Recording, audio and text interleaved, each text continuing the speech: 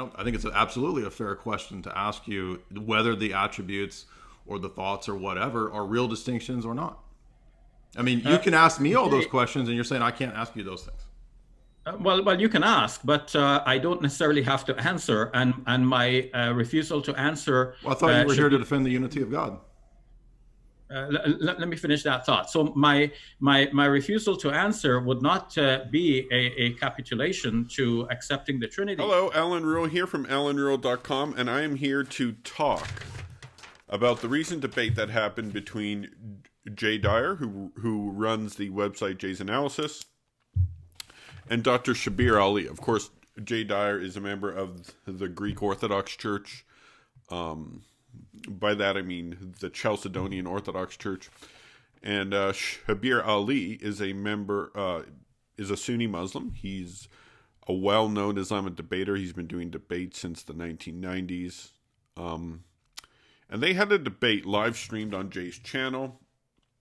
And I found it interesting, actually, because Shabir Ali has debated a lot of Christians before, but he's not ever met someone like Dyer, who has a very firm philosophical grounding. Now, first of all, let's talk about the history of Christian versus Islamic apologetics.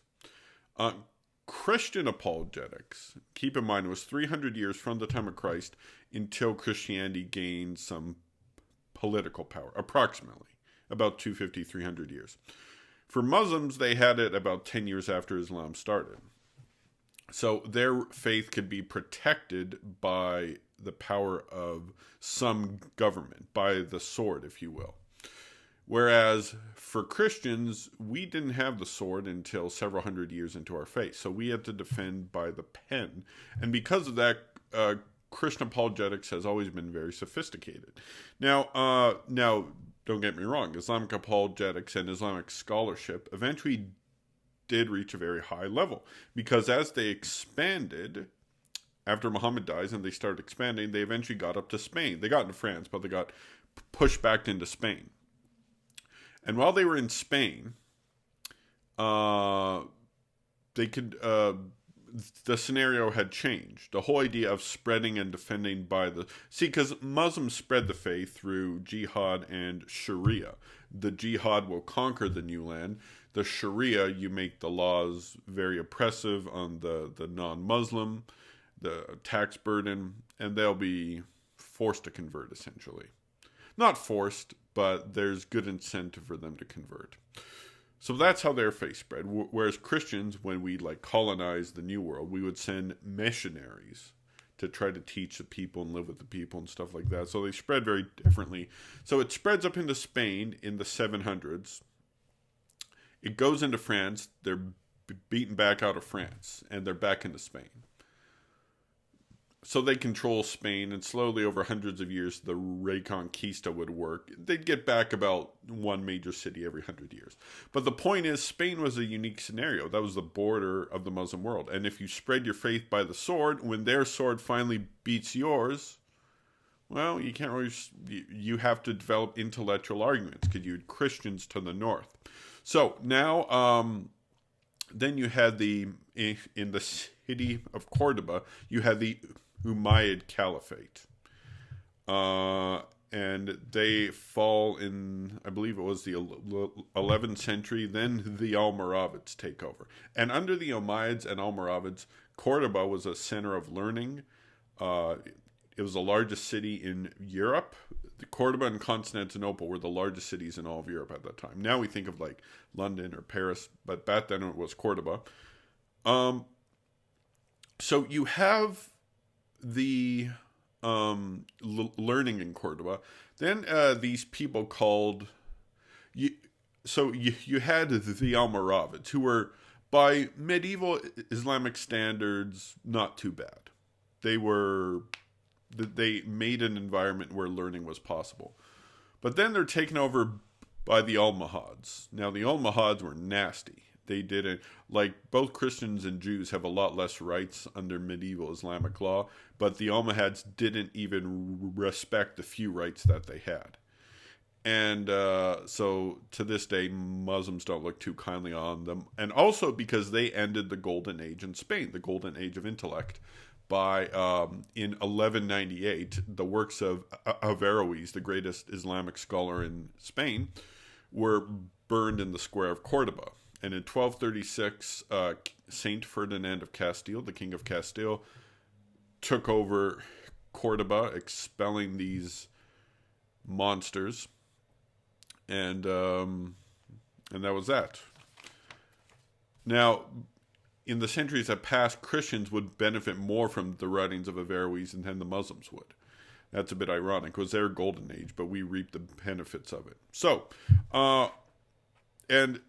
from then, that was from that point on, Islamic philosophy was essentially gone, and they didn't have much for apologetics. Now, this is just before the Ottoman Turks come into power, and the Ottoman Turks, until about 1600, they were constantly beating the Europeans, and then eventually they start to lose power slowly. But the point now, by the 19th century, the Ottomans are still around, but they're essentially a joke, right? And basically, the Islamic world's a joke. Then you get the first ounce of modern Islamic apologetics. There's a book called Truth Revealed. It's Sarah Hawk. I'm sure I'm pronouncing that wrong. Which is the first modern Islamic apologetics book against Christianity. And all of it does, it just grabs all these conclusions from liberal scholars and just accepts them uncritically. It doesn't, and just hurls them at the Christian position. And that's essentially what Islamic apologetics is today. If you look at all the major Muslim apologists in the world, like, we go by the English-speaking world, but you have Shabir Ali, you have Ijaz Ahmed, Mohammed Hijab, Zakir Hussain, Adnan Rashid. It's all just quoting liberals. Now, this works well, or it works better, shall we say, against proof texting. If you quote Mark 9:31 to a Muslim, they'll just say, "Oh, that's not true because of Bart Ehrman says so, or Raymond Brown says so, or some other liberal says so." And Shabir Ali has been doing that his whole career. His opening statement in the debate is the same thing he's been doing for, Jesus is evolving from Mark to John. He's getting bigger and bigger. And now, he hadn't come across someone like Jay before, because Jay doesn't simply throw out proof texts. I mean, he does, but he presents them in a very philosophical, coherent way that Shabir was not really ready for. He didn't have any countermeasures in place for it. I mean, how could you? If your whole career is just quoting liberals to destroy the proof texts, how's that going to work when you're throwing philosophical arguments? You can't just go, Bart Ehrman, You can't do that anymore. So they were really unprepared for Jay. Now, the meat of this debate of Jay Dyer versus Shabir Ali really happened in the cross-examination. Because Shabir Ali, because keep in mind, Jay Dyer, in addition to being highly philosophical, he's also studied Christology. He's a big fan of the Cappadocian Fathers, and he's big into the essence-energy distinction. I won't get into that, but he's very big on the triadology, how the Godhead works. And so Shabir Ali doing a cross-examination like that might work against someone like Mike Lacona, who's never studied Christology, but for Jay Dyer, who knows it and it has it in a philosophically coherent way, that's going to really affect Shabir Ali. And so I think Shabir hadn't debated anyone like this. He had debated William Lane Craig, who has some knowledge of philosophy, but the problem with Craig is actually fairly unbiblical and unpatristic, whereas Jay Dyer is very biblical and very patristic. He knows the Cappadocians well. And so the topic is Jesus God Incarnate. It really comes out. I mean, you should watch the whole debate, but pay attention during the cross-examinations. Keep in mind, this is always where debates are won or lost. And in the cross-examination, Shabir Ali admitted that he is not an expert in philosophy. And this is kind of over his head. And then, of course, the big mistake Shabir Ali made was bringing up the Jews and their view of the scripture, because then J. Dyer threw the whole the corruption of the Bible in there. So and so he made Shabir contradict himself, and it was caught in a. So Jay, congrats to Jay. I'm going to give this debate to J. Dyer. I think he won this debate clearly. And, of course, my expertise is not philosophy, so when I debate Muslims, I mean, I do try to catch them in logical traps, but, like, my expertise is church history. So, like, I study a lot of church history, especially the first millennium, and that's where Islam arose from. So, I mean, like, and something else I like, by the way. Jay argued for the historical continuity of the Christian position. As an Eastern Orthodox member, he can make that claim because they do have apostolic pedigree. Shabir Ali is used to debating Protestants who don't make that claim. So he's talking about, yeah, we got the sacrifice, the sacraments, continuation from the Old Testament sacrifices.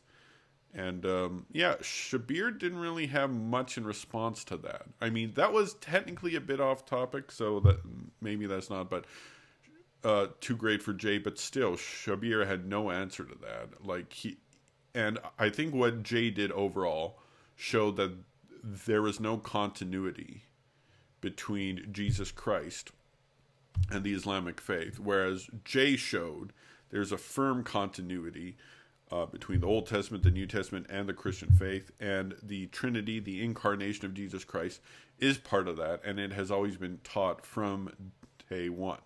Now, apparently J. Dyer has gotten into debating Muslims only in the last year or so. So it'll be interesting to see where he goes from here. He's debated Shabir Ali, who's a very big name. So maybe, and I don't think the Muslim apologists in England have an excuse to dodge Shabir Ali, because Shabir Ali, or they don't have an excuse to dodge J. Dyer, because J. Dyer is not like they don't debate David Wood and Sam Shamoon because they made mockumentaries against Islam, whereas J. Dyer's not done that. So it's interesting to see how